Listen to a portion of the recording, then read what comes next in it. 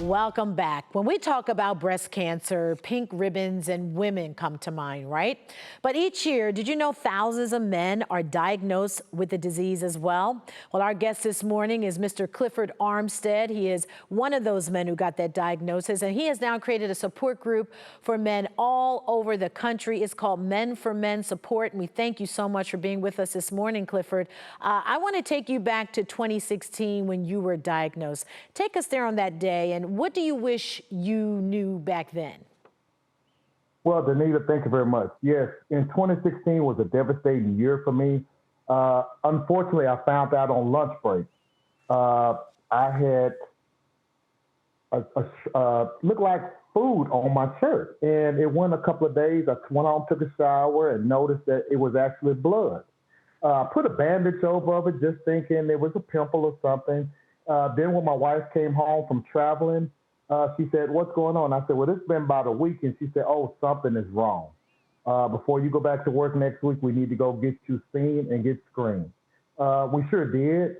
The doctor laid me out on the table, done a self-examination, which I've seen my wife do to herself. And I was looking bewildered. And the gentleman says, "Sir, I am so sorry, but there is a small chance that you possibly may have male breast cancer." And so they quickly pushed me through the whole process, and I'm truly thankful. And I've done the women imaging, the mammogram. And funny thing about it, when me and my wife went off in there, they said, "Excuse me, sir, this is for women." And I said, "No, you may see my name off on there." And they said, "Sir, we're so sorry. Your name is on this list for a mammogram."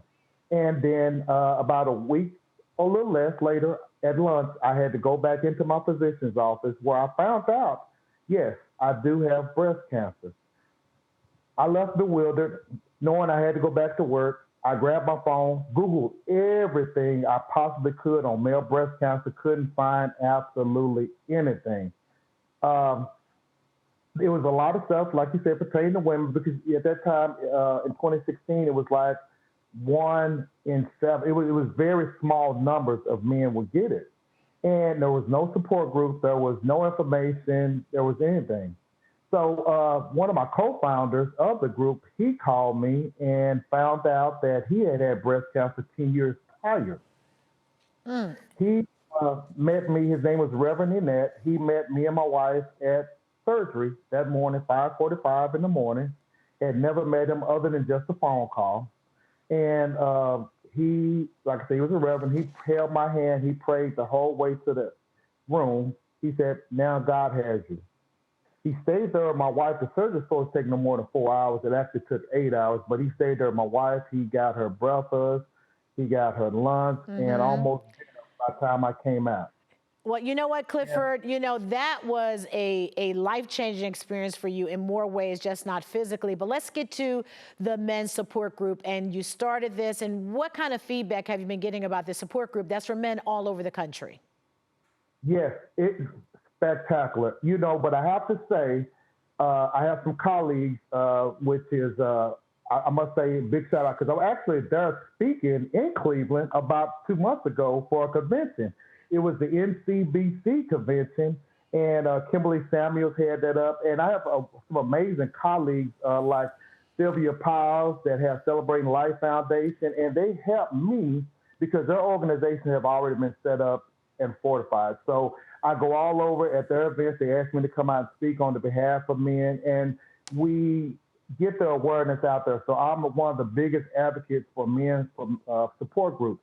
And you can Google me, and I travel all over. I can be requested to travel all over and to Mm-hmm. get the word out about male breast cancer awareness, because most of the time when men actually found out, that if they fortunate enough, it has spread elsewhere in the body. Yeah, and that is key to note. Now, what I like before we have to go, this Men for Men support, it's a link that men all over the country, you can click onto this link and be like in a support group and hear from other men who are survivors as well. Tell us about how they do that.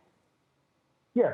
So you see there's a QR code, but I also go to Men for Men supportgroup.org. We are an organization, and we have a Zoom meet. You don't have to be in Dallas, because we're in Dallas, but you don't have to be in Dallas. We have a Zoom link We meet every first Tuesday and every third Tuesday of the month at 5:30.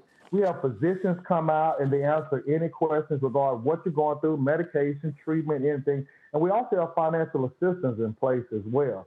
So we're a one-stop shop, and we offer support. We pray for you, and we'll have one of our people call you on a daily basis if you're going through something, if you have any questions, because a lot of our men, not only just breast cancer, they have other chronic illness that they're dealing with. Yeah. Prostate cancer is very big off in men right now. Yeah.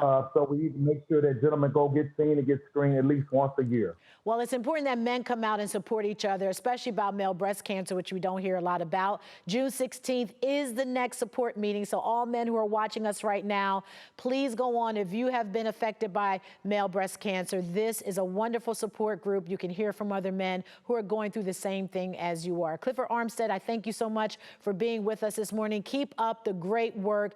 Keep lifting your voice to bring awareness to male breast cancer, because it is important and it could be life-saving. We thank you so much. Appreciate it. Thank you, and thank you all. All right.